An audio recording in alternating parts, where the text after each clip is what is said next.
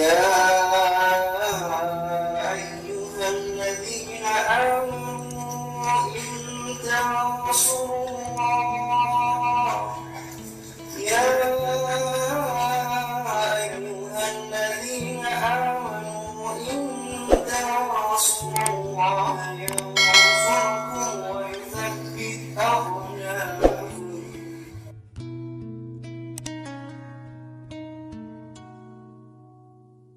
Bismillah. Assalamualaikum warahmatullahi wabarakatuh.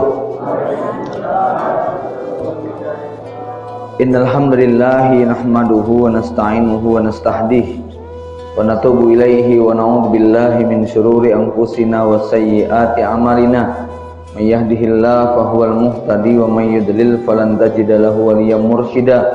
Asyhadu an la ilaha illallah wahdahu la syarikalah wa asyhadu anna Muhammadan abduhu wa rasuluhu la nabiyya wa la rasula ba'dah. Allahumma sholli ala Muhammadin wa ala ali Muhammad kama shallaita ala Ibrahim wa ala ali Ibrahim innaka Hamidum Majid. Bapak Ibu jamaah kaum muslimin wal muslimat yang semoga dirahmati Allah Subhanahu wa taala. Puji syukur kita haturkan kepada Allah, Zat yang telah melimpahkan begitu banyak karunia dan nikmatnya kepada kita, terutama nikmat iman dan Islam, nikmat kesehatan dan waktu luang, sehingga kita dimudahkan untuk bisa memenuhi panggilannya, melaksanakan sholat isya berjamaah dan melanjutkan dengan majelis ilmu yang semoga Allah limpahkan rahmat dan barokah. Salawat serta salam semoga senantiasa tercurah kepada baginda Nabi Muhammad SAW, juga kepada keluarga, kerabat, sahabat dan orang-orang yang meniti jejaknya sampai hari kiamat. Mudah-mudahan kita termasuk di antara umatnya yang dijanjikan syafaat pada yaumul kiamah. Bapak Ibu sekalian, tema seperti yang terpampang di dalam broadcast ataupun pamflet tentang benteng langit di akhir zaman. Alhamdulillah, ini adalah kesempatan saya yang kedua untuk hadir di masjid ini. Saya tadi sempat mengingat-ingat ya, yang saya menjadi patokan adalah tangga di sebelah sana, karena dulu pertama kali datang ke sini hujan-hujan, kemudian masuk ke ruang takmir. Nah, sementara tadi kami hadir duduk di sana melihat-lihat, tidak mengira kalau ini masjid yang dulu pernah kami hadiri. Bapak Ibu sekalian, ala kulli hal, segala puji bagi Allah yang telah memberikan banyak kemudahan. Tema kita tentang benteng langit di akhir zaman. Pada pertemuan yang silam, yang entah sekian bulan yang lalu, kita berbicara tentang fitnah akhir zaman. Gambaran mudahnya, ketika kita berbicara tentang benteng langit di akhir zaman, menghadapi fitnah akhir zaman, ada beberapa kata kunci. Yang pertama adalah benteng langit. Ini seakan-akan merupakan lawan daripada benteng bumi. Yang kedua, kalimat fitnah yang mencakup segala makna yang intinya membuat hidup kita susah, gelisah, resah, gundah dan sebagainya. Karena fitnah memang membuat seseorang menjadi tidak nyaman. Yang ketiga adalah tentang keadaan di akhir zaman. Bapak Ibu yang dimuliakan Allah Subhanahu wa taala, pertama kita menyinggung tentang fitnah akhir zaman yang Rasulullah SAW menggambarkan dia seperti malam yang gulita, kakito ilailil muslim. Fitnah itu maknanya adalah sesuatu yang tidak sesuai dengan kenyataan, ya, atau tidak sesuai dengan tujuan yang diharapkan. Kenapa harta bisa menjadi fitnah? Karena harusnya harta mengantarkan kita ke jannah, tapi justru menjerumuskan seseorang ke dalam nar. Kenapa anak istri dianggap sebagai fitnah dalam Quran? Ya, harusnya anak istri kita mendorong kita makin taat, tapi berapa banyak suami atau orang tua yang gara-gara anaknya dia kemudian masuk neraka. Ya, harusnya jabatan dan kedudukan itu menjadi jalan dakwah dan ibadah, tapi kemudian jabatan kedudukan menjadi fitnah, ujian. Ya, singkatnya ujian adalah fitnah adalah keadaan yang tidak semestinya. Gelap dianggap terang, putih dianggap hitam, sunnah dibilang bid'ah, benar dianggap salah, kawan dijadikan lawan. Itu adalah gambaran daripada fitnah. Lalu dikaitkan dengan akhir zaman yang Rasul menggambarkan seperti sepotong malam yang kelam. Kenapa Nabi menggambarkan fitnah itu seperti sepotong malam yang kelam? Karena dalam suasana malam yang gelap gulita, kita tidak mampu membedakan mana kawan, mana lawan, mana makanan yang bisa dimakan, mana yang tidak bisa dimakan. Ini kalau tiba-tiba lampu mati, kita akan dibuat panik. Bapak-bapak yang di sebelah kiri saya ingin mencari ibu yang di sebelah kanan, itu bisa ketuker, Pak. Ya, karena apa? Gelap. Nanti keluar cari sendal, bisa selen kanan kirinya. Kenapa? Gelap. Dalam suasana gelap kita tidak bisa melihat, nggak bisa membedakan laki dan perempuan, kawan dan lawan, ustadz atau penjahat, itu semua terlihat hitam. Inilah gambaran fitnah di akhir zaman. Nah, dalam suasana kehidupan yang dikepung dengan fitnah seperti ini, bagaimana kita bisa menemukan jalan keluar? Bagaimana kemudian kita bisa bersikap? Jamaah yang dimuliakan Allah Subhanahu wa taala, Rasulullah SAW menggambarkan fitnah itu berdampak kepada nasib manusia. Apa dampaknya? Yusbihur rajulu mu'minan wa yumsi kafiron. Membuat orang pagi itu masih beriman, sorenya sudah kafir. Au yumsi mu'minan wa yusbihu kafiron. Atau sorenya dia masih beriman, tetapi besok paginya dia sudah menjadi kafir. Kenapa? Begitu dahsyatnya fitnah tadi, membuat orang berubah agama, berpindah keyakinan, menggadaikan akidahnya hanya dalam waktu bilangan hari. Rasulullah menyebutkan penyebabnya, yabi'u dinahu bi'aradi minad dunya, karena orang tadi telah menggadaikan agamanya, menjual akidahnya untuk mendapatkan sepotong dunia. Aradum minad dunya, sepotong dunia itu bentuknya bisa macam-macam, Pak. Bisa pangkat, bisa kedudukan, bisa jabatan, bisa gaji, bisa bonus, bisa segepok uang, atau bahkan cuman sekedar sebungkus nasi padang. Tergantung ujian kita masing-masing. Ada yang ujiannya dengan jabatan, dia rela menggadaikan keyakinan. Ada yang ujiannya karena ditawari jadi menantu si fulan, akhirnya dia kemudian menukar akidahnya. Ada yang sekedar kena bencana, musibah, lalu misionaris datang membawa bantuan, mungkin hanya sekarung beras, sekardus supermi, atau sekian kilogram telur dan minyak. Ternyata itu sudah cukup untuk menukar akidah.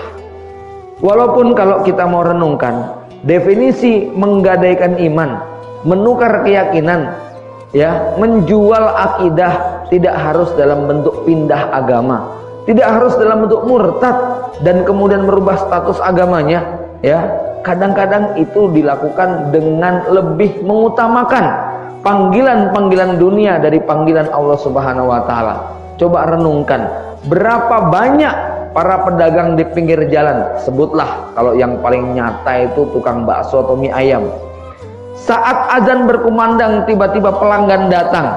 Berapa banyak yang lebih mengutamakan keuntungan 3, 4, 5 mangkok mie ayam daripada panggilan Allah Subhanahu wa taala? Pertanyaan kita kepada mereka, berapa harga Tuhan Anda? Kok sampai rela ditukar dengan 3 mangkok mie ayam? Gitu kan? Ya tentu kita tidak katakan dia menggadaikan akidah, menukar keimanan. Tapi dalam konteks yang lebih luas lagi, ini adalah gambaran betapa orang lebih suka memenuhi panggilan-panggilan dunia daripada dia memenuhi panggilan Allah Subhanahu wa taala. Ya, Bapak Ibu sekalian, kalau ada orang dipanggil terus nggak nengok, itu kemungkinannya apa, Bu? Pak? Nah, kalau ada orang dipanggil kok nggak nengok, apa kemungkinannya? Satu, dia tuli. Yang kedua, dia nggak kenal. Apa sih? Nggak kenal kok, nggak pernah ketemu, nggak pernah jumpa, gitu. Ya. Jadi kalau ada orang dipanggil oleh Allah Subhanahu wa taala, hayya 'alas shalah, lah kok nggak nengok? Kemungkinan memang dia tuli atau dia nggak kenal Allah. Gitu loh. Kalau dia kenal siapa yang memanggilnya, misalnya yang memanggil itu polisi, prit begitu kan, ya. Kok dia kemudian nekat lari? Ini orang berarti sudah siap dengan resiko, gitu, ya. Kalau dia itu takut karena ini yang nyemprit polisi, kalau saya nekat lari nanti hukumannya bisa double, gitu ya. Maka seorang manusia, seorang yang beriman, kalau dia percaya kepada Allah, begitu Allah Subhanahu wa taala memanggil, maka sikap dia mirip seperti seorang pasukan di depan komandan, siap dan begitu, ya. Jamaah yang dimuliakan Allah Subhanahu wa taala, kembali kepada pembahasan kita. Jadi tadi kita sudah singgung kalau ada kalimat benteng langit di akhir zaman, benteng langit dari fitnah di akhir zaman. Kita sudah bahas hakikat daripada fitnah akhir zaman. Fitnah yang membuat orang menjual akidah, fitnah yang berdampak manusia akhirnya pagi beriman dan sorenya sudah tidak beriman. Bapak Ibu yang dimuliakan Allah Subhanahu wa taala, maka pertanyaan berikutnya, apa solusi dan jalan keluarnya? Atau seperti apa bentuk benteng langitnya? Kalimat benteng langit, kalau itu merupakan lawan daripada benteng bumi, maka benteng langit identik dengan hal-hal yang sifatnya metafisika, identik dengan hal-hal yang sifatnya adalah langsung perlindungan Allah Subhanahu wa taala, ya, identik dengan hal-hal yang sifatnya supranatural atau yang tidak bisa dinalar, tetapi bisa kita rasakan efek dan dampaknya dalam kehidupan, ya. Kita nggak bisa ngelihat, nggak bisa tahu kayak apa doa malaikat, kita nggak ngerti seperti apa bentuk perlindungan Allah, tetapi kita sering merasakan keajaiban-keajaiban dalam kehidupan yang secara nalar akal tidak bisa kita uraikan, ya. Sedangkan benteng bumi ini adalah identik dengan perlindungan ataupun proteksi yang sifatnya itu matematis logis. Contoh, kalau kita sakit, ya, maka benteng buminya apa, Bu? Ya ke dokter, minum obat, mengikuti anjuran. Benteng langitnya apa? Baca doa, baca Quran, mengusap-ngusap bagian sakit dengan istighfar dan lain sebagainya. Secara medis mungkin nggak ketemu itu, tetapi banyak terbukti janji Allah Subhanahu wa taala bagaimana Al-Qur'an betul-betul syifa, menjadi obat bukan hanya penyakit hati tapi juga penyakit badan, dan itu dibuktikan dalam kisah-kisah di dalam sepanjang sejarah. Walaupun akal manusia atau sains modern atau ilmu kedokteran sulit untuk melogikakan, tapi itu nyata, ya. Bapak Ibu yang dimuliakan Allah Subhanahu wa taala,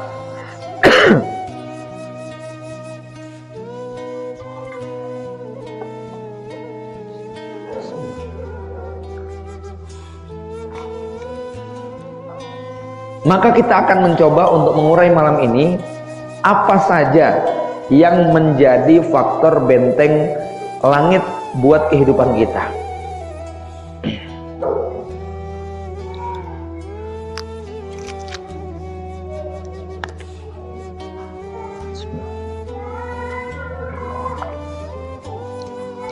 Bapak Ibu sekalian, dalam hadis yang tadi sudah kita singgung, ya, ujian atau fitnah yang akan menimpa kepada orang beriman adalah ujian keimanan. Tadi sudah kita bacakan hadisnya, pagi beriman, sore kafir. Berarti sorenya masih punya iman nggak, Bu? Nggak punya. Sore beriman, paginya kafir. Berarti sorenya masih punya iman, paginya sudah copot imannya. Inilah yang menjadi inti pembahasan bagaimana kita menyelamatkan iman dengan benteng langit di akhir zaman. Kenapa yang kita selamatkan, yang kita jaga, yang kita pelihara, yang kita proteksi adalah iman? Jamaah sekalian, setiap kita memiliki sesuatu yang bernilai, sesuatu yang berharga, yang dianggap bermanfaat buat kehidupan kita, yang karenanya kita akan menjaga, merawat, memelihara supaya dia tidak hilang atau tidak berkurang, ya. Kalau ibu punya anak balita, anak sematawayang yang sudah kita tunggu kelahirannya sejak sekian belas tahun pernikahan, kita ajak dia ke mall atau ke pusat-pusat belanja yang ramai dengan manusia, ya, berani nggak kira-kira kita ngelepas anak tadi sendirian, Bu? Hah? Kenapa nggak berani kita lepas? Ya, bagi kita dia adalah buah hati kita, permata kita, sesuatu yang sangat bernilai dan berharga. Dibeli berapapun nggak akan kita lepas, ya. Jangankan anak yang sematawayang, ya. Saya walaupun anaknya 12, kalau dibeli satu tetap nggak rela kok, begitu kan, ya. Walaupun masih sisa 11 gitu, ya. Apalagi yang cuma punya satu, Ini mahal buat kita. Ya, Bapak Ibu sekalian, bapak-bapak punya dompet atau tas isinya laptop, HP, tablet, dompet yang di dalamnya ada duit, kartu dan sebagainya. Berani nggak ketika sedang di mall kemudian kita geletakkan sembarangan? Nggak berani. Kenapa? Ada resiko. Terlalu mahal nilainya. Terlalu banyak resiko yang akan kita terima kalau benda ini hilang. Maka kita rawat, kita jaga. Bahkan ketika ada seorang perampok atau copet atau begal yang ingin mengambil barang tadi, kita akan berupaya dengan sekuat tenaga bagaimana bisa selamat, ya, dan menjadi milik kita kembali.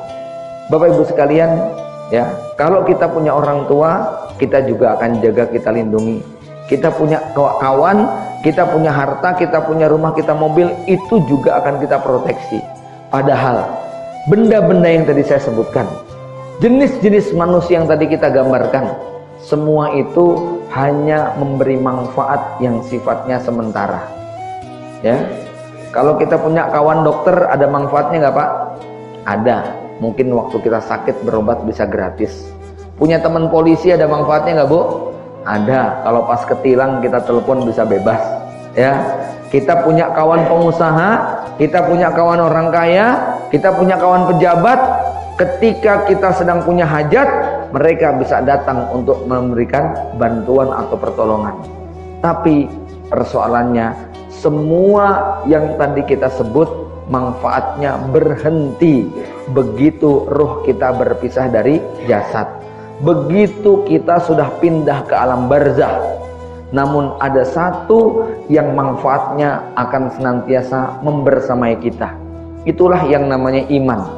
Atau dalam bahasa lain kita sering gambarkan, rumah kita, anak kita, istri kita, duit kita, dan semua yang kita miliki di dunia, kalau tidak dilandasi dengan iman, nilainya adalah sampah. Anak kita sampah, istri kita sampah, rumah kita sampah, semua sampah itu merusak pemiliknya. Kalau kita nyimpen sampah lama-lama di laci meja kita, di kantong baju kita, kira-kira gimana keadaan kita Pak? Ya, nggak nyaman, nggak enak, itu merusak. Ya, begitulah yang terjadi pada semua yang kita miliki. Kalau tidak dilandasi iman, besok ketika kita pindah ke alam barzah, semua yang kita punya tadi nggak ada manfaatnya sama sekali. Duit kita menjadi tambahan siksa buat kita. Anak-anak kita yang durhaka, yang tidak pernah mendoakan kedua orang tuanya, justru semakin menambah siksa kita. Istri kita juga demikian. Kenapa? Semua dosa dan maksiat yang dilakukan tanggung jawab suaminya. Semua yang kita miliki, kawan-kawan dekat dan sebagainya, besok ketika di akhirat bukannya menolong kita, bahkan mereka akan menggugat dan menghujat.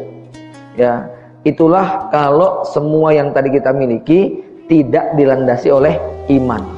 Tapi berbeda Bapak Ibu sekalian, ketika semua yang tadi kita miliki dibungkus, dilandasi dengan keimanan. Anak yang kita miliki dengan keimanan, yang kemudian ketika kita meninggal dunia lalu mendoakan, dia akan menjadi tabungan pahala yang terus mengalir sampai kiamat.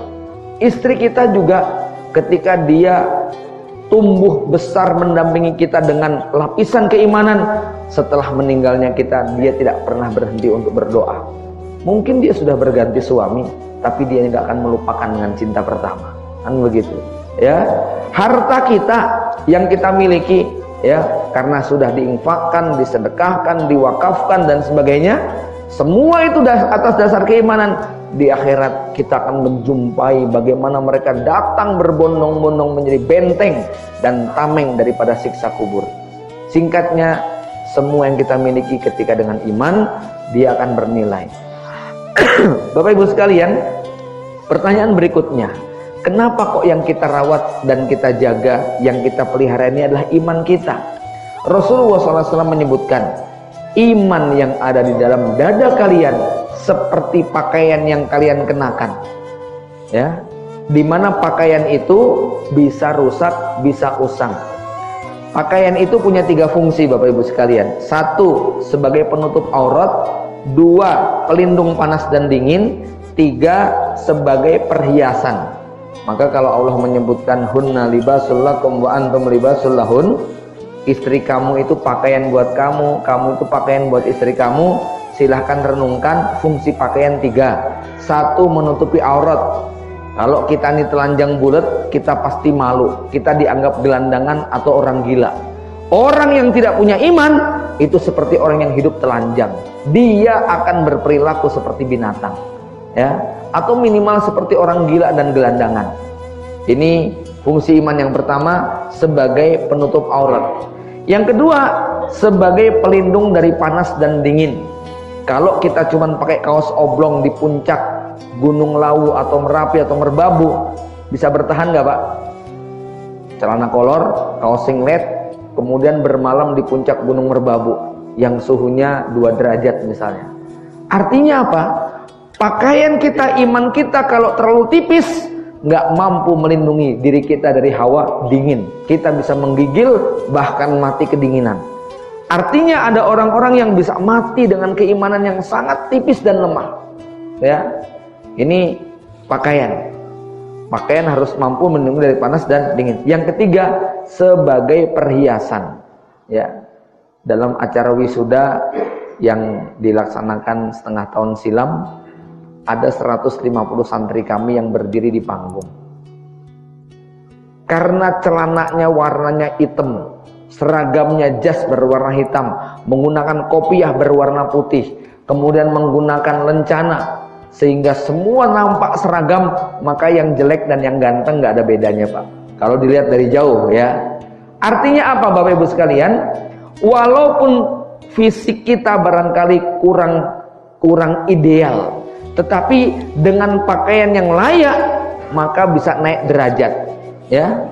Kita mungkin orangnya biasa, tapi waktu pengantin, kita kalau ngeliat pengantin yang lagi berpose itu kok kelihatan yang laki-laki ganteng, perempuan cantik Pak, ya. Ya, kenapa? Gara-gara pakaian. Tapi walaupun kita ganteng, kalau pakaiannya kayak gelandangan di perapatan lampu merah, itu kelihatan jelek Pak, gitu kan? Ya. Pakaian bisa menaikkan status kita, ya. Bahkan pakaian bisa menunjukkan identitas kita, ya. Kalau kita menggunakan baju seragam militer bintang 4, itu ngomong semua orang akan taat, ya tidak? Ya. Ini fungsi pakaian.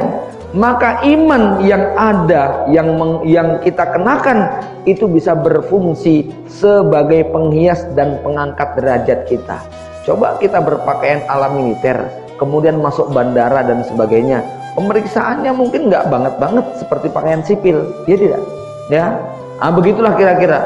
Naik mobil pakai baju militer, TNI atau polisi, ada pencegatan, tinggal siap dan begitu, ya. Bisa lewat itu Pak, gara-gara pakaian, ya. Iman yang kita kenakan berfungsi sebagaimana penghias dalam pakaian tadi. Nah, persoalannya, yang namanya pakaian bisa kotor, bisa rusak, bisa lecek, bisa apek. Bahkan pakaian bisa robek. Ini jadi masalah. Bahkan pakaian bisa hilang. Begitulah dengan iman yang kita miliki. Dia bisa kotor, bisa lecek, bisa apek, bisa nggak nyaman dikenakan. Ya, coba kita walaupun sudah mandi, tapi pakaian 1 pekan nggak ganti, rasanya gimana Pak? Nah, iman juga demikian. Kalau tidak sering dibersihkan, tidak dicuci, tidak dilondri, dipakai berhari-hari nggak ganti-ganti, nggak nyaman pemiliknya. Sama kalau ada orang muslim nggak pernah ngaji, nggak pernah menuntut ilmu, nggak pernah ke masjid, imannya yang dipakai segitu-gitu aja, hidupnya itu nggak akan nyaman, ya.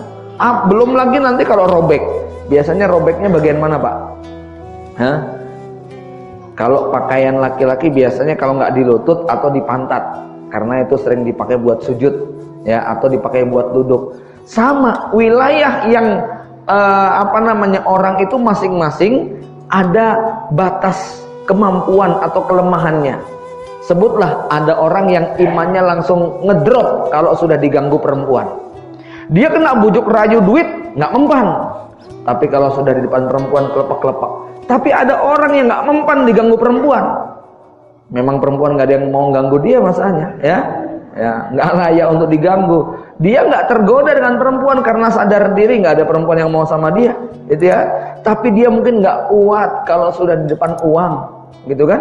Ada orang yang kebal diganggu perempuan, ada orang yang mempan diganggu uang, tetapi nggak tahan kalau dikasih jabatan dan kedudukan. Nafsu syahwatnya untuk menjadi pemimpin, nafsu syahwatnya untuk menjadi penguasa, ini yang betul-betul membuat dia sudah gelap mata, nggak peduli dengan keadaan iman dia. Karenanya Bapak Ibu sekalian, kita harus sadar diri dengan wilayah kelemahan kita masing-masing. Kenapa? Pada bagian yang tipis potensi untuk robek bisa terjadi, kan semacam itu. Bapak Ibu sekalian, kalau robeknya cuma dikit, bagian ketiak misalnya, asal nggak diangkat nggak kelihatan. Bayangkan kalau robeknya bagian kantong yang lebar, dompet kita masukkan hilang, duit kita taruh hilang, semua yang kita cemplungkan hilang. Artinya kalau iman kita robek karena penyakit syirik, kufur, nifak, murtad, sebanyak apapun amalan yang kita lakukan, hilang atau tetap itu Pak? Hilang semua. Lain asyrakta layahbatanna amaluka. Bukan kita yang diancam saja, Rasulullah pun diancam Allah. Lain asyrakta, wahai Muhammad, kalau engkau berbuat syirik, layahbatanna amaluka. Semua amal yang engkau lakukan hapus, nggak tersisa. Sama seperti kalau kita punya baju kantongnya bolong, ya, duit kita apa yang kita masukkan hilang semua itu, kaget kita. Kalau nggak sadar ini bolongnya di baju kita ini, banyak amalan-amalan yang kemudian musnah tak tersisa. Bapak Ibu yang dimuliakan Allah Subhanahu wa taala, inilah di antara bentuk gangguan, ujian, fitnah yang akan menimpa kepada manusia. Ya, maka mari kita rawat, kita jaga pakaian kita. Kita cuci, kita laundry setiap hari, kita jemur, kita setrika, kita kasih pewangi supaya nanti pada saat kita kenakan terasa nyaman. Ya, biasanya kalau habis mengikuti pengajian, ya, kemudian tercerahkan, tersadarkan, itu nanti semangat ibadahnya bisa naik. Tapi seperti baju yang kita pakai, pertama kali bagus, tapi lama-lama jelek nggak? Lama-lama kotor. Begitulah iman kita, maka kudu sering-sering dicuci. Kalau sudah waktunya kudu diganti. Ya, terus para ulama fikih membuat ketentuan ataupun anjuran, salah satu kewajiban suami itu minimal membelikan baju buat istrinya setahun 2 kali.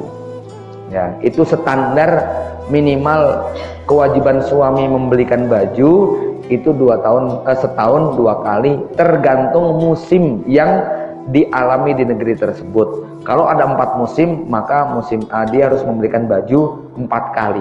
Ya, kalau di Indonesia musimnya cuma 2, musim panas dengan musim dingin. Ya, maka para suami dianjurkan untuk membelikan baju buat istrinya minimal setahun 2 kali.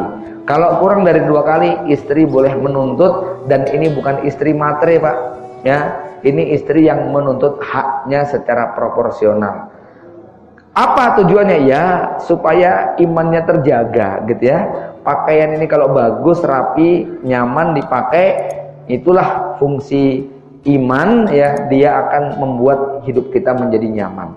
Jamaah yang dimuliakan Allah Subhanahu wa taala, ini gambaran yang pertama tentang iman. Dia seperti pakaian yang dengan banyak fungsi, harus kita rawat, kita jaga ya.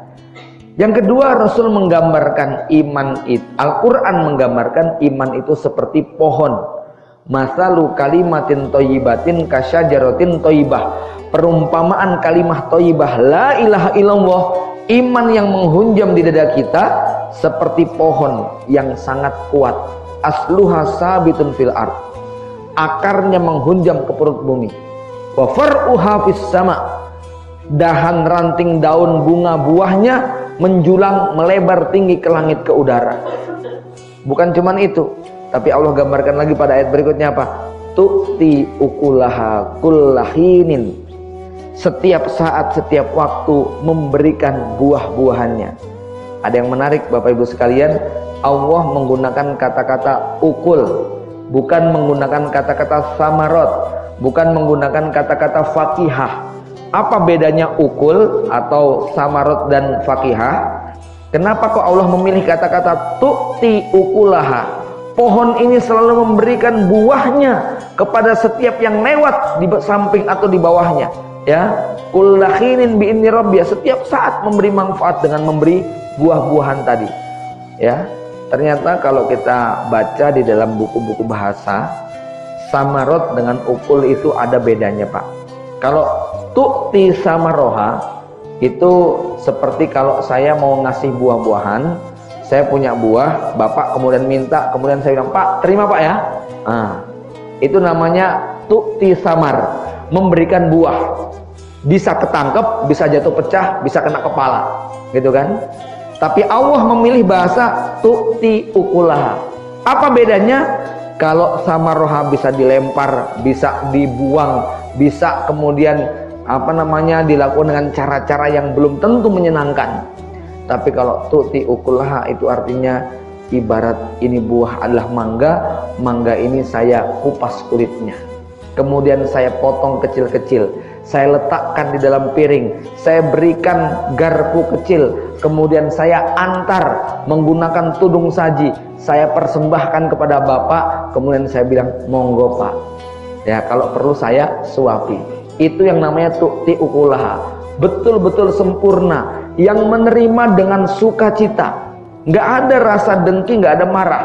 Begitulah perumpamaan iman seorang mukmin, dia mampu memberi manfaat kepada orang dan tidak ada yang tersakiti dengan perbuatannya. Ya, jamaah yang dimuliakan Allah Subhanahu Wa Taala. Kemudian dalam riwayat yang lain, iman itu seperti bangunan, seperti rumah kita. Kalau rumah kita nggak kita rawat, nggak kita jaga, masuk ke dalamnya terasa sumpek, Pak. Ya, rumah kita ini lama-lama bisa sempit karena perabotannya makin banyak.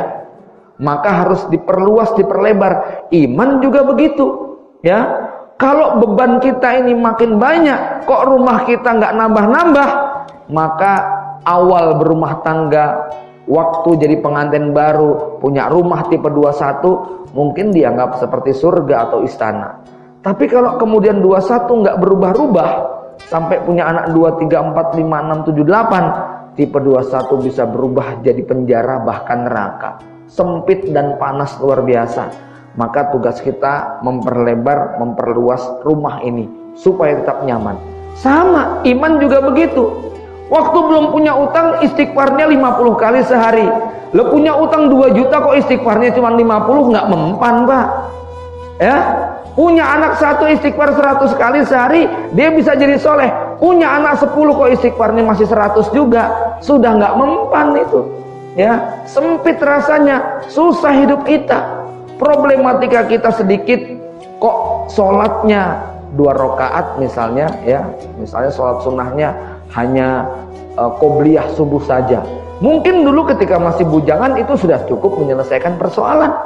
Sekarang anak kita banyak, utang kita nambah, rumah kita belum berubah, masalah kita terus tumbuh berkembang. Lah kok sholatnya tetap hanya bertahan dengan 2 rakaat qobliyah, nggak ditambah qobliyah duhur, ba'diyah duhur, nggak ditambah dengan tilawah Quran.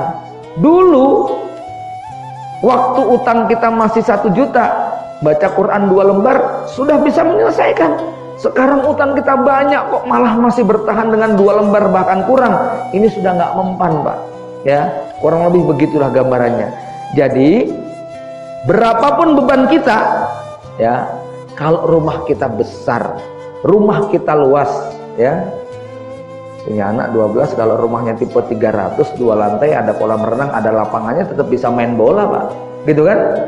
Tapi kalau punya anak 2, rumahnya tipe 21, itu sudah sempit luar biasa. Maka harus kita perluas iman kita supaya mampu menanggung beban kehidupan kita. Jamaah yang dimuliakan Allah Subhanahu Wa Taala. Maka ya, apa yang harus kita lakukan dengan baju kita? Apa yang harus kita lakukan dengan pohon kita? Apa yang harus kita lakukan dengan rumah kita? Baju, pohon, rumah yang merupakan gambaran dari perumpamaan iman. Ini masing-masing punya cara untuk merawat dan menjaganya. Ya, punya rumah ibu-ibu paling paham gimana supaya bersih tiap hari. Ya, tapi kita kan sadar punya anak kecil banyak, gitu dah. Menjaga iman di akhir zaman berat, Pak. Kenapa? Kanan kiri maksiat semua. Menjaga rumah untuk bersih, punya anak kecil 5, begitu kan ya. Tahu sendirilah rasanya. Saya nggak perlu ceritakan bagaimana isi rumah saya, gitu kan? Karena baru disapu sebentar, kemudian berubah lagi, disapu sebentar, berubah lagi, ya. Balitanya ada 4 di rumah, gitu Pak ya. Bapak Ibu yang dimuliakan Allah Subhanahu Wa Taala, ya. Maka kita akan berbicara 5 hal yang menjadi benteng langit di akhir zaman untuk kita lakukan supaya rumah kita, pohon kita, pakaian kita tetap terjaga dan bisa berfungsi dalam kehidupan kita. Yang pertama, benteng itu bernama ilmu. Ya. Kalau tadi Nabi menggambarkan hidup kita dalam kegelapan, maka dalam suasana gelap kita butuh cahaya. Cahaya itu adalah ilmu. Al-ilmu nurun. Ilmu adalah cahaya. Kalau orang itu berilmu, maka dia akan tahu. Kalau orang itu mengerti, maka dia bisa bersikap. Kalau orang itu bodoh dan tidak paham, dia nggak ngerti apa yang harus dilakukan.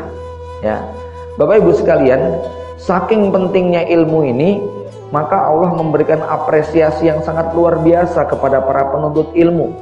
Allah berikan hasungan dan dorongan yang sangat dahsyat tentang keutamaan menuntut ilmu. Ya, bahkan kalau Rasulullah SAW ditakdirkan lahir pada masa jahiliyah, pada masa seorang bapak akan membunuh bayi perempuannya, meminum khamr bahkan mandi dengannya, memperbudak manusia bahkan menjual belikan wanita, maka untuk merubah itu semua Rasulullah hanya butuh waktu 23 tahun.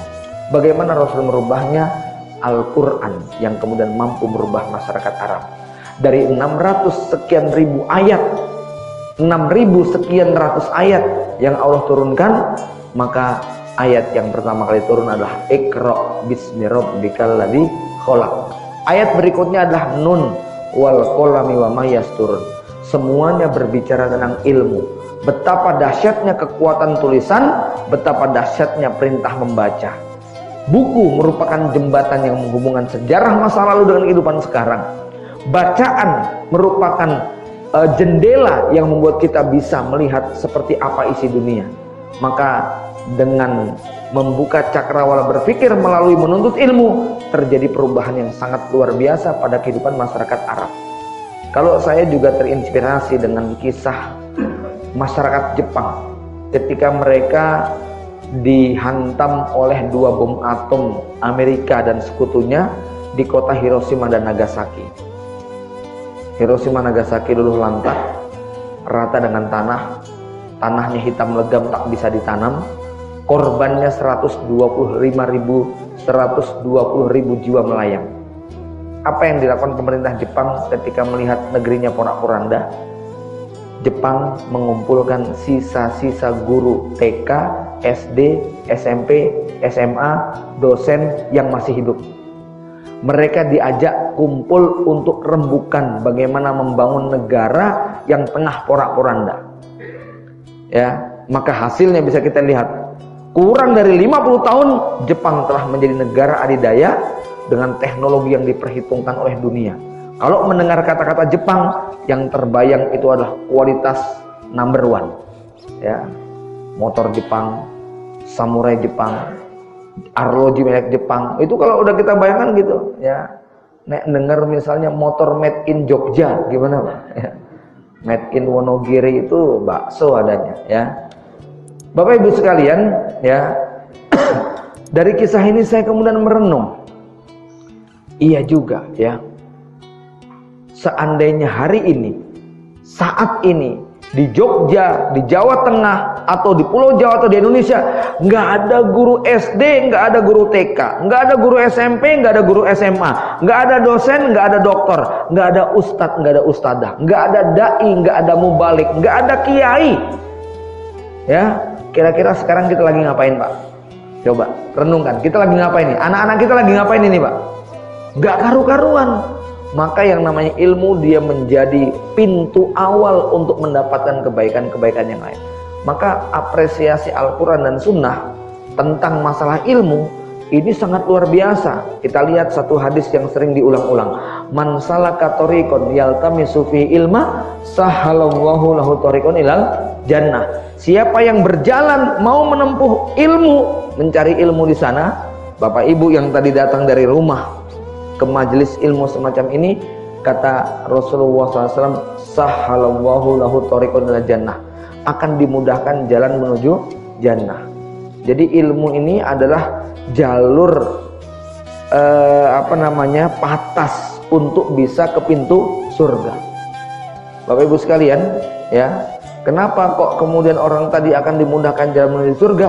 Karena dia mengerti rutenya. Saya buat ilustrasi Bapak Ibu ya. Siapa juara balap motor internasional? Siapa? Rossi, semuanya kenal ya. Dia sebagai jagoan menjadi pembalap di ajang balap internasional. Tapi saya bisa berjanji, saya bisa buktikan bahwa saya bisa menang balapan lawan Rossi. Tapi ada syarat dan ketentuan. Syaratnya Rossi tidak tahu jalur dan tujuan. Tujuannya ke pondok pesantren Boyolali. Walaupun saya pakai sepeda ontel, dia pakai motor cross, menang saya Pak.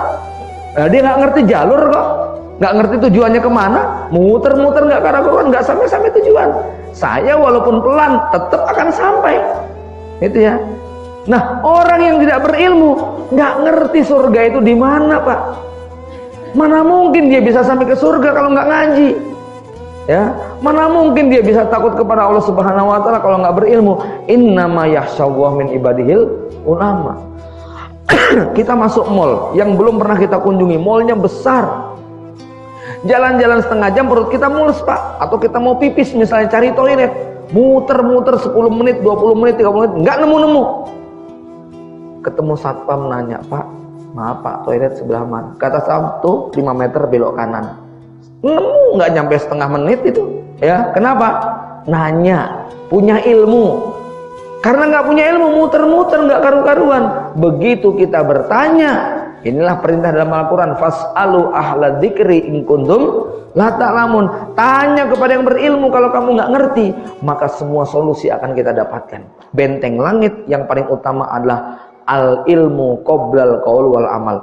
Berilmu sebelum berkata dan berbuat. Bapak Ibu sekalian, kenapa di akhir zaman menjadi sangat penting tentang kewajiban menuntut ilmu ini?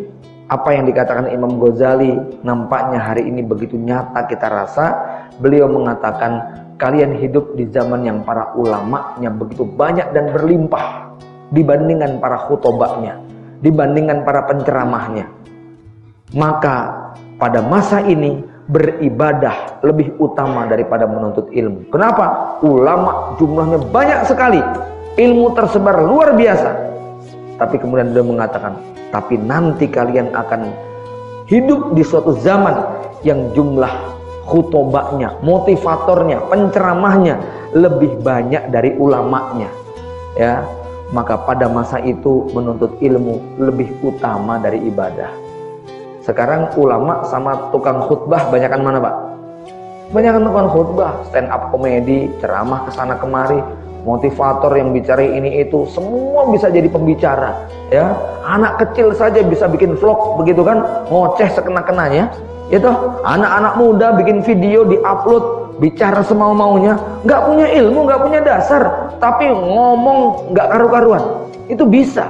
Maka kata Imam Ghazali, saat itu menuntut ilmu lebih utama daripada beribadah. Kenapa? Karena banyak orang beribadah yang tidak pakai dasar ilmu. Padahal amalan yang tidak dilandasi dengan ilmu ini bisa tidak diterima. Ya, karenanya jamaah yang dengan Allah, nomor satu adalah bagaimana kita terus menuntut ilmu dan tidak ada pintu yang lebih dekat menuju surga Allah daripada thalabul ilmi. Saya teringat kisah seorang kawan yang dia ketika di penjara di usia yang 60 tahun dia masih semangat untuk belajar bahasa Arab, masih terus dia mengikuti kajian-kajian para ustadz. Di penjara, kasusnya kasus korupsi, tapi dia tobat dan sadar. Kemudian dia ingin mengisi akhir hayatnya dengan hijrah dan tobat, ya. Sampai Ustadz ini kemudian akhirnya bertanya, Pak, usia Bapak sudah 60 tahun lebih, penyakit Bapak sudah komplikasi, sepekan cuci darah 2 kali, ya. Kemudian Bapak ini sudah nggak ada harapan jadi Ustadz atau mubalik lah, udah telat, gitu kan, ya.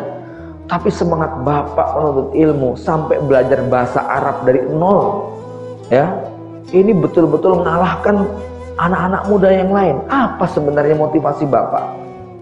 Masya Allah, Pak. Apa kata si kakek tua ini? Dia mengatakan, Ustadz, saya melakukan seperti ini gak muluk-muluk, mimpi dan cita saya gak tinggi-tinggi, saya cuma pengen satu saja, saya ingin menghadap Allah Subhanahu wa Ta'ala dalam keadaan paham dan tahu arti isi kitab sucinya, ya. Jadi dia belajar bahasa Arab, tafsir terjemah, cuman pengen satu aja, Pak. Sebelum mati dia sudah tahu isi Al-Quran itu apa, ya. Jangan dianggap remeh. Ini merupakan cita-cita yang di sisi Allah bisa sangat luar biasa. Kenapa? Karena banyak anak muda yang gak tertarik. Jadi mungkin kalau saya tanya siapa yang sudah ngatamin Quran, banyak yang ngacung, Pak. Tapi kalau ditanya siapa yang sudah hatam terjemahan Al-Quran depak dari Al-Fatihah sampai Anas, ngacung, Pak, Bu? Hah? Nggak ada yang ngacung ini, ya. Satu, alhamdulillah, ya. Ada lagi. Jadi memang, ya, ini bagian daripada benteng ilmu kita. Yang kedua,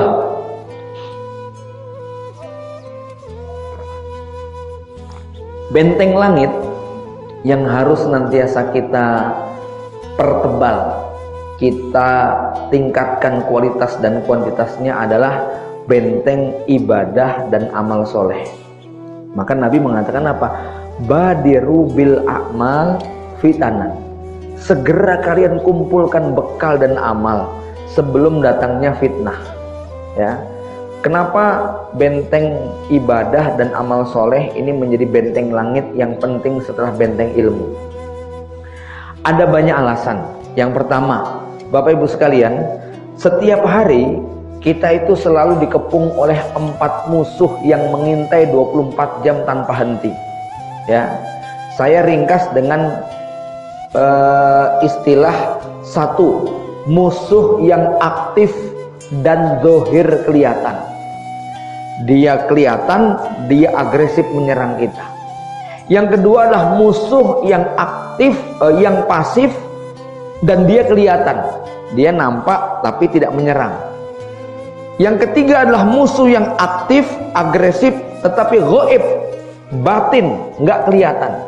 Yang keempat adalah musuh yang pasif dan dia batin, tidak kelihatan. Siapa musuh-musuh ini? Yang pertama adalah musuh yang aktif dan kelihatan. Ini mengintai kita. Siapa mereka? Maling, copet, begal, orang jahat, orang dengki, orang yang ingin membunuh kita, mengancam kita, yang mengintimidasi kita dan sebagainya, ya. Itu ada. Kita selalu punya musuh yang semacam itu. Dan kita tidak tahu kapan dia akan menimpakan bahaya buat diri kita, ya. Kita nggak tahu takdir kita seperti apa, Bapak Ibu sekalian. Contoh, kita lewat di tengah jalan. Ini jalan serem, ada begalnya, ada rampoknya. Tapi kenapa dari sekian ratus orang yang lewat gang tadi, lah kok kita yang dibegal, bukan orang lain? Waduh, ini ada apa ini? Kok kita yang kena, kok kita yang apes? Ya, maka biasanya, Pak, kalau ada orang kena musibah, kecopetan, ini ada yang suka nasihati. Jangan-jangan kamu kurang sedekah kali, gitu ya. Ya, ayo, jangan-jangan kamu dolim ya. Tadi duit dari mana? Ya, kita sudah ikhtiar. Kita mungkin sudah pakai mobil yang tertutup rapat, tetapi mungkin rampok begalnya jahat, begitu kan? Mobil kita terkunci, tapi dia punya cara dan belajar bagaimana memecahkan pintu kaca dengan cepat dan mengambil isinya secepat kilat, gitu kan? Kita nggak ngerti ada orang-orang seperti itu. Kenapa dari sekian orang yang berhenti di pom bensin, kok mobil kita yang kena maling tadi, gitu, bukan mobil yang lain? Nah, ini walaupun kita sudah proteksi sedemikian rupa, kita butuh benteng langit. Di antara sekian rumah yang ada di perumahan, di komplek perumahan, rumah kita ini sudah pintu gerbangnya lapis, gemboknya double, temboknya masih dikasih kaca pecahan sama kawat berduri, gitu kan ya. Bahkan dikasih alarm dan CCTV, plus masih ada satpam lagi ya. Lah kok tetap dari 10 rumah yang berjajar, rumah kita yang digarong oleh maling. Rumah tetangga pintunya ngabrak, jendelanya kebuka, malah aman, gitu kan ya. Ini ada sesuatu ini, ada apa ini ya. Benteng bumi sudah kita pol-polin, levelnya sudah kita lipatkan, tapi kita mungkin lupa dengan benteng langit. Masuk rumah nggak baca bismillah, masuk rumah nggak baca doa dan sebagainya. Sehingga kemudian apa? Di situ setan menggerakkan maling tadi untuk nyatroni rumah kita. Ya tidak? Ya. Ini yang namanya apa? Musuh yang kelihatan dan aktif agresif menyerang. Kita nggak tahu kapan takdir itu menimpa kepada kita. Yang kedua, musuh yang kelihatan tapi pasif, Pak. Musuh yang kelihatan pasif. Apa itu? Banyaklah ya. Musibah, bencana dan lain sebagainya.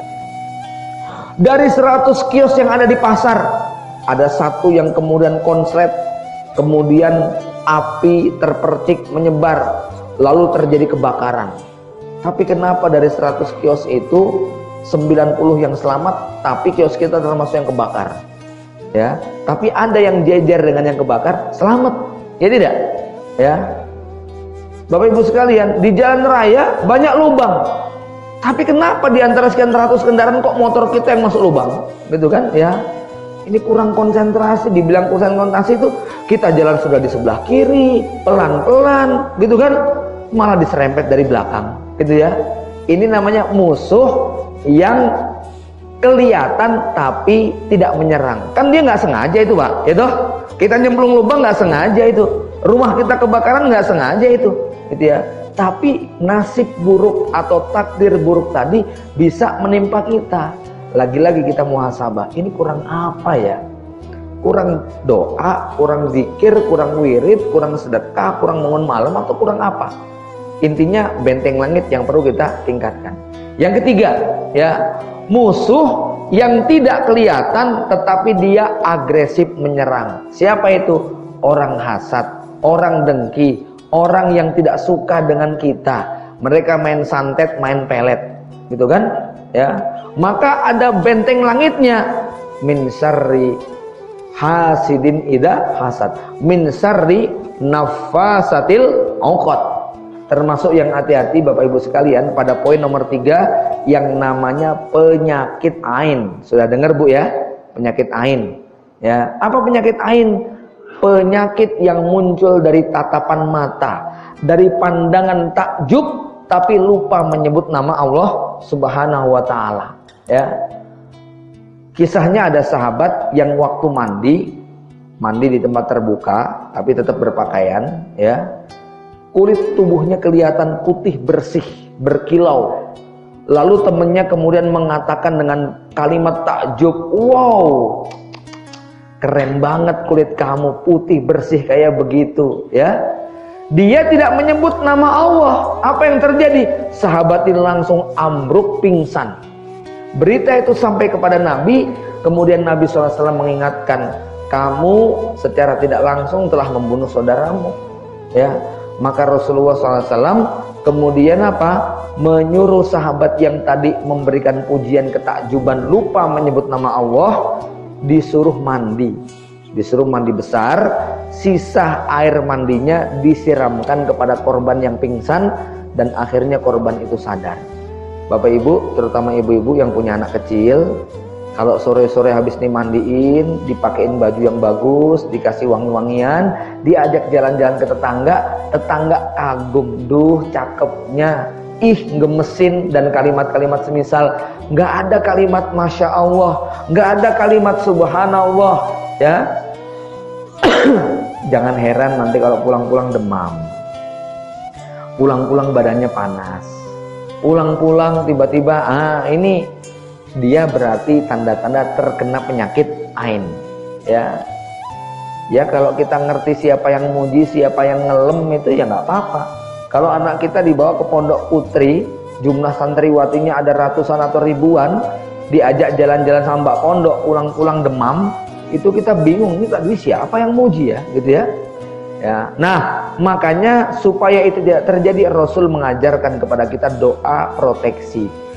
A'udzu bikalimatillahi tammah min kulli syaitonin wahamah wa min kulli ainin lamah. Ini doa kalau anak kita mau pergi atau bagaimana, terutama bagi yang suka ngupload gambar-gambarnya di Instagram atau di Facebook, kemudian dapat like atau kalimat wow keren, wow cantik, wow ada bidadari turun ke dunia.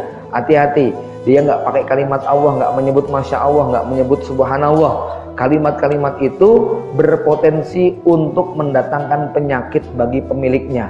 Wallahu alam Bapak Ibu sekalian, saya curiga banyak artis mati muda itu kemungkinan terkena penyakit ain gara-gara pengagum dan penggemarnya memberikan pujian yang berlebihan tanpa menyebut nama Allah. Banyak nggak artis mati muda, Bu? Kata Nabi SAW, ya, kebanyakan umatku innal ain hakun, ya, sesungguhnya penyakit ain itu adalah benar, ya. Wa katsirun min ummati yamutuna bi'ain. Kebanyakan umatku, umat Islam, banyak meninggal dunia gara-gara penyakit ain. Apalagi zaman sekarang nih Pak, zaman medsos yang semua orang berselfie, ya. Saya nggak berani melarang selfie, saya juga suka selfie, ya. Tapi maksud saya hati-hati ketika kita mau bismillah, begitu ya. Terutama yang punya potensi untuk dikasih wow dan likes yang banyak-banyak itu loh Pak, ya. Ini kalau tidak diproteksi dengan zikir, doa dan lain sebagainya, berpotensi untuk mendatangkan penyakit atau fitnah buat kita. Maka hati-hati, orang yang hasad, dengki dan sebagainya, kita proteksi dengan zikir, doa, ya. Kita proteksi dengan sedekah, kita proteksi dengan ibadah dan lain sebagainya. Orang yang sholat subuh berjamaah, kata Rasul apa? Dia dijamin dilindungi sampai asar, dilindungi sampai sore hari. Kemudian orang yang memakan 7 butir kurma ajwa di pagi hari, dijamin sampai sore tidak akan apa? Tidak akan terkena sihir. Orang yang membaca Al-Baqarah dan Ali Imran, maka selama 3 hari rumahnya nggak dimasukin setan. Begitu ya. Nah, kalau kita nggak kuat baca Al-Baqarah terus tiap hari, bagaimana? Baca 3 ayat terakhir surat Al-Baqarah ditambah dengan ayat kursi, ya. Ini di antara bentuk benteng-benteng langit dalam ibadah, karena kita menghadapi musuh yang demikian. Kemudian ada satu lagi, yaitu apa? Musuh yang pasif dan tidak kelihatan. Kalau tadi pasif, kalau tadi aktif kelihatan, sekarang aktif tidak kelihatan, yaitu yang santet, pelet dan sebagainya. Nah, ini yang pasif tidak kelihatan. Apa contohnya yang pasif itu tidak kelihatan?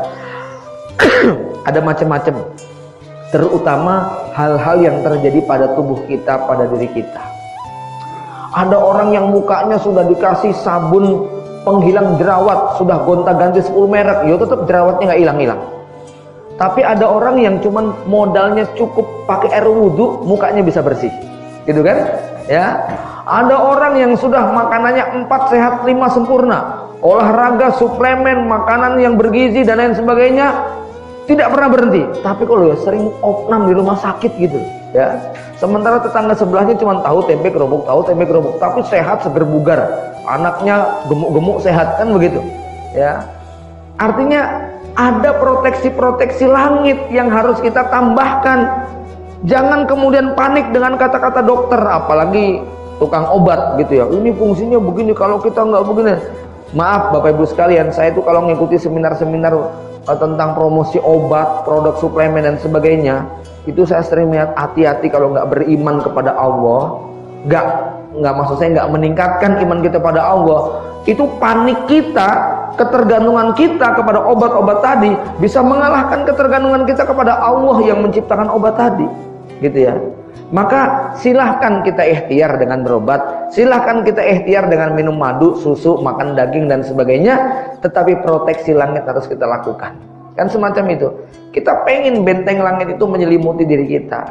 Bagaimana Rasul mengajarkan ketika mau tidur, membaluri tubuh kita dengan qul huwallahu ahad, qul a'udzu birabbil falaq, qul a'udzu birabbin nas, ya. Terutama kalau ada potensi-potensi yang semacam itu Bapak Ibu sekalian. Anak kita kok sering sakit, anak kita kok sering demam, anak kita gini. Ya sudah, sebelum tidur dibacakan kulhu, kuliah, qul a'udzu birabbin nas, qul a'udzu birabbil falaq, ya. 3 kali diusap, baca di sepuh di tangan kita ya. Ya, usap badan anak-anak kita. Kalau kita lihat ini kayaknya tempatnya angker, serem, banyak mistik dan sebagainya. Itu perlu diproteksi dengan semacam itu. Ya, Bapak Ibu yang dimuliakan Allah Subhanahu wa taala, ini yang pertama terkait dengan benteng langit ya, dalam bentuk ibadah dan amal soleh, karena setiap hari 24 jam kita diintai dengan musuh-musuh yang 4 jenis tadi. Yang kedua, ya, yang kedua, hidup kita ini mirip seperti seorang prajurit atau tentara yang akan berperang di medan tempur di tengah hutan. Seorang tentara Bapak Ibu bisa lihat ya, dia menggunakan helm baja di kepala yang entah beratnya berapa kilo. Dia menggunakan rompi anti peluru yang juga punya bobot berat yang tidak ringan. Dia menggunakan tas ransel yang bobotnya bisa 10-15 kilo. Dia menggunakan sepatu laras, celana panjang, termasuk membawa senjata AK misalnya. Itu kalau di total seorang prajurit itu bisa membawa beban 25-30 kilo. Berjalan 24 jam, melewati hutan belantara, semak belukar, padang ilalang dan sebagainya. Itu senjata dan perlengkapan tidak boleh dilepas. Kira-kira berat atau ringan itu Pak? Ya, berat tapi harus dijalani. Sebab kalau tidak dijalani bagaimana? Ada resiko. Tapi buat tentara yang sudah terbiasa membawa bobot 20-30 kilo, itu sudah menjadi ritual dia. Ya, oke. Suatu hari tentara tadi dia melepas helmnya, enteng banget itu kepala. Dia copot tas ranselnya, ringan sekali itu punggung. Dia lepas baju rompinya, dadanya terasa lebih lega. Dia copot sepatunya, ganti sandal jepit. Dia ganti baju militernya dengan kaos oblong. Dia ganti celana panjangnya dengan celana kolor. Dia jalan-jalan ke hutan hanya dengan modal kaos oblong, celana kolor, sandal jepit. Nggak membawa macam-macam. Terasa ringan beban hidupnya, terasa enteng langkah kakinya. Tapi saya katakan Bapak Ibu sekalian, kalau ada prajurit yang semacam ini nekat berperang, jangankan ditembak oleh lawan, dia kepleset saja bisa lecet-lecet. Ya, prajurit ini akan hidup dalam ketakutan. Kalau lapar nggak ada makanan, haus nggak ada minuman, malam hari nginep di dalam goa di tengah hutan, dia akan menggigil kedinginan. Dan begitu mendengar ada tembakan musuh, dia akan ngibrit lari ketakutan. Ini nasib prajurit yang tidak punya bekal dan persenjataan. Ad-doa silahul mukmin. Doa merupakan senjata orang beriman. Wa mukhul ibadah ad-doa. Inti daripada semua ibadah yang kita lakukan adalah zikir, wirid dan doa. Bapak Ibu sekalian, ya, memang orang yang tidak sholat berjamaah itu enak Pak. Dagangan tetap bisa dia jalani, untung tidak berkurang, pelanggan juga tidak pergi karena warungnya buka terus, gitu kan. Nggak puasa di bulan Ramadan itu malah enak, nggak lapar, perut terus kenyang, gitu kan, ya. Tidak melaksanakan bangun malam itu memang enak, bisa tidur pules sampai pagi. Nggak sedekah itu memang enak, duitnya utuh nggak berkurang. Tapi kalau ada orang Islam yang keadaannya seperti ini, mirip seperti tentara yang kemana-mana cuma modal kaos oblong, celana kolor, sandal jepit yang mau putus, ya, kelihatannya dia enteng ringan, tapi prajurit semacam ini hidupnya selalu dalam ketakutan. Sama orang Islam, nggak berjamaah, nggak puasa, nggak sholat sunnah, nggak sedekah, nggak tilawah, nggak zikir, nggak doa, nggak wirid dan sebagainya, itu seperti seorang tentara yang nggak punya apa-apa. Orang kayak gini kena ujian sedikit saja, lihat nanti. Baru dompetnya hilang, baru anaknya sakit, lapor ke dukun, curhat ke dukun santet atau dukun apalah, minta jampi-jampi dan sebagainya. Ya, ada muslimah yang kayak begitu nasibnya, dia bekerja di sebuah pabrik ataupun perusahaan, baru coba pakai kerudung, bosnya bilang, "Copot kerudung kamu. Kalau masih mau kerja di sini, jangan pakai itu jilbab. Ya, kalau pakai keluar aja." Kira-kira bertahan atau keluar itu. Ya, kalau imannya kuat dia milih keluar. Tapi kalau nggak punya iman, ya udah jilbab yang dicopot, kan begitu. Kamu kalau masih sholat ke masjid, tak potong gajimu. Kalau masih sholat Jumat, ya tak turunkan jabatanmu. Kalau ada orang melakukan kayak begitu pada orang beriman, imannya lemah, ya sudah dia milih nggak sholat berjamaah daripada dikeluarkan, daripada dipecat atau di PHK, kan begitu. Tapi kalau iman dia kuat, nggak khawatir yang begitu-begitu. Ya, Bapak Ibu yang dimuliakan Allah Subhanahu Wa Taala, ya, ada orang yang bunuh diri hanya gara-gara utang. Ada orang yang bunuh diri gara-gara sakit nggak sembuh. Ini menggambarkan dia tidak punya senjata, nggak punya perbekalan, sehingga baru kepleset, baru mendengar tembakan lawan dia sudah ngibrit lari ketakutan, nggak siap menghadapi kenyataan. Nah, berbeda dengan orang yang rajin ibadah, rajin tilawah, rajin sedekah, rajin bangun malam, rajin melakukan proteksi atau benteng-benteng langit tadi, maka Masya Allah dalam menghadapi segala macam problematika dia sudah punya perbekalan. Bapak Ibu sekalian, ya, dalam hidup kita bukan berapa beban yang kita pikul, tapi berapa modal dan cadangan yang kita siapkan. Punya utang 100 juta, pusing nggak Pak? Enggak, kalau tabungannya 1 miliar, ya. Tapi punya utang 2 juta bisa bunuh diri Bu, karena memang sudah nggak punya andalan, kan begitu. Nekat maling, nekat merampok, nekat menjual kehormatan, itu banyak kita dapatkan, gitu ya. Jadi persoalannya tentang seberapa bekal yang kita punya. Kita akan menyaksikan ada orang-orang yang secara duniawi dia gemerlap, tetapi dia sangat rapuh sekali dalam menghadapi ujian. Sebaliknya kita melihat ada orang-orang yang secara duniawi sangat terbatas, tapi begitu tegar dalam menghadapi cobaan. Ini semua tidak bisa dipisahkan dari benteng langit yang dimiliki oleh seseorang. Bapak Ibu sekalian, masih banyak sebenarnya, tetapi saya cukupkan 2 benteng ini saja.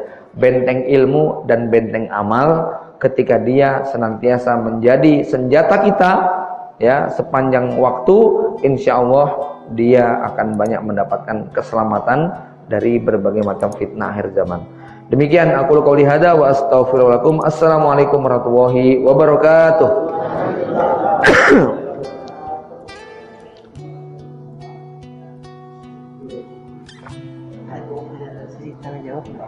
Ya, 10 menit boleh lah.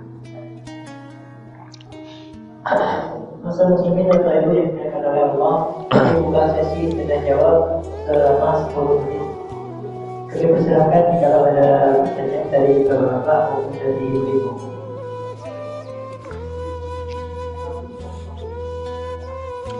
Halo.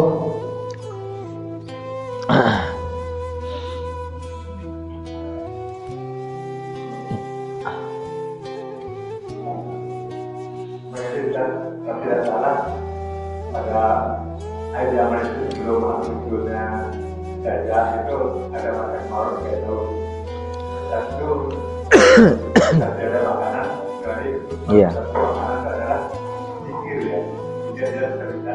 Ya. Nah, sekarang pada saat zikir pada saat itu dengan zikir kita sekarang ini kira-kira ada yang membedakan nggak saja? Bisa. Bapak Ibu sekalian, ya, segala amalan memiliki 2 kandungan. Ada kandungan penampakan, ada kandungan inti. Ya, sholat itu penampakannya gerakan, ruku, sujud, dan berdiri. Tetapi dia berisi gerakan dan doa. Tetapi intinya adalah khusyuk. Penampakannya adalah gerakan dan doa, tetapi intinya adalah khusyuk. Zikir wirid doa bentuknya bisa subhanallah, bisa alhamdulillah, la ilaha illallah, Allahu akbar. Itu penampakannya. Tetapi hakikatnya adalah at-tadallul, merasa rendah, merasa hina, merasa sangat kecil di hadapan Allah Subhanahu wa taala. Karena banyak orang yang berzikir nggak merasa kecil, nggak merasa hina, bahkan merasa sombong dan arogan. Ya. Haji itu penampakannya adalah ihram, tawaf, sa'i, tahallul, ya. Itu penampakannya. tapi hakikatnya adalah bagaimana dia ta'zimu sya'airallah, mengagungkan syiar-syiar Allah. Ya, puasa penampakannya adalah nggak makan, nggak minum, nggak berhubungan badan, itu penampakannya. Tapi hakikatnya adalah la'allakum tattaqun. Ya, dan banyak lagi semua ibadah yang kita lakukan itu ada penampakan dan ada isi inti dalemannya. Nah, biasanya kita lebih sibuk ngurusi penampakan atau isinya, Bu, Pak?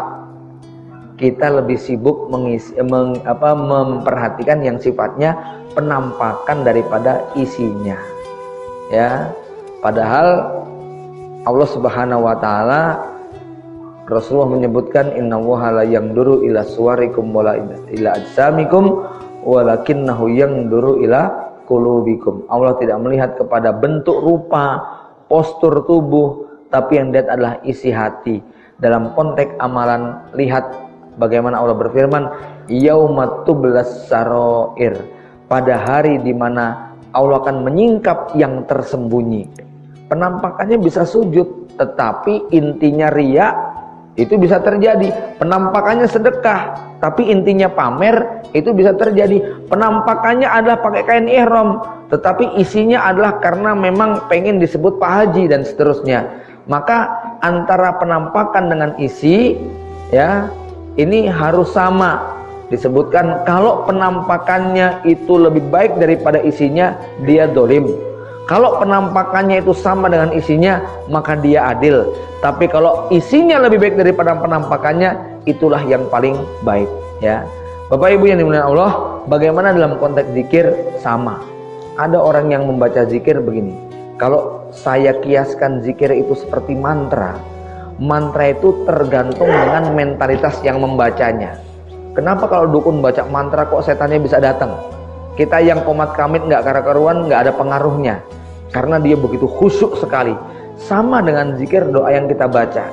Akan tiba, akan kita bisa rasakan ketika kita sudah banyak berlatih. Misalnya tentang kekuatan istighfar. Ya, Bapak Ibu sekalian, saya mencoba untuk meyakini apa yang dipraktikkan oleh Syekhul Islam Ibnu Taimiyah, di mana beliau kalau punya problem, punya masalah, istighfar itu bisa 1000, 2000, 3000 sampai 5000 kali sehari. Itu beliau cerita, kalau saya sampai istighfar kayak begitu, tiba-tiba semua masalah itu kelihatan kecil.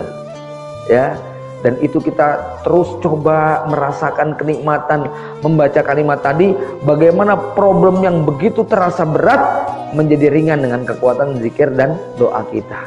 Tapi sekali lagi, ini semua harus melibatkan hati, bukan ritual-ritual yang sifatnya penampakan belaka. Maka kekuatan zikir, doa dan sebagainya tergantung orangnya.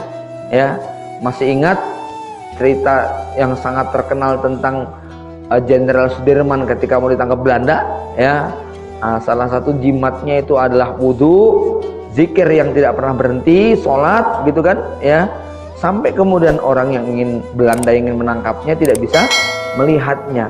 Ini tentu semua sangat tergantung kepada kekuatan zikir, wirid dan doa dia. Ya, saya punya seorang kawan, ibadah dia secara dohir saya akui, sholat duhanya hampir tidak pernah putus, bangun malamnya juga demikian, tilawatul Quran minimal 3 juz sehari, sedekahnya tidak pernah putus, zikir pagi petangnya selalu dia baca.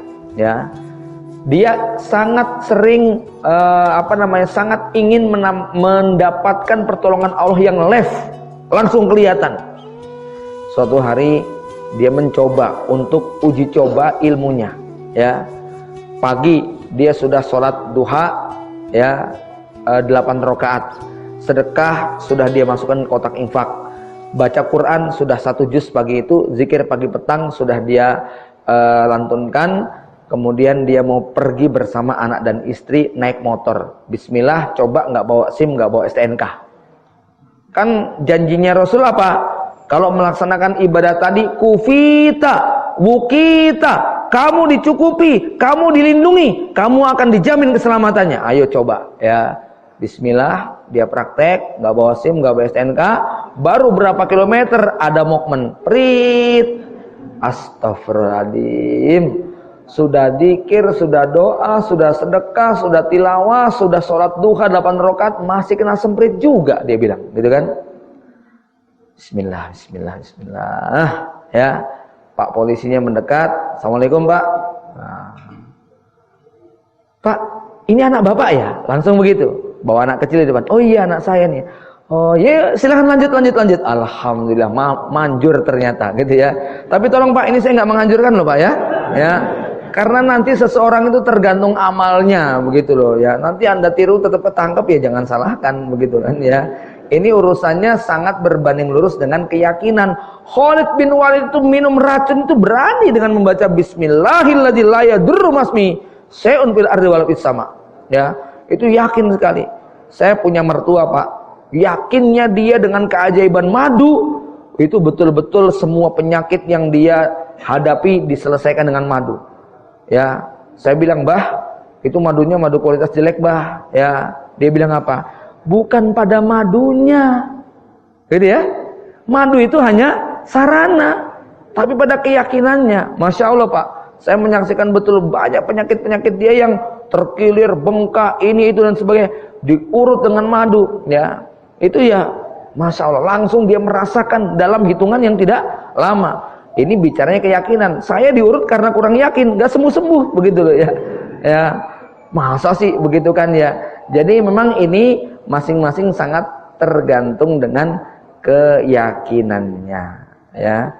Demikian, wallahu a'lam bishawab.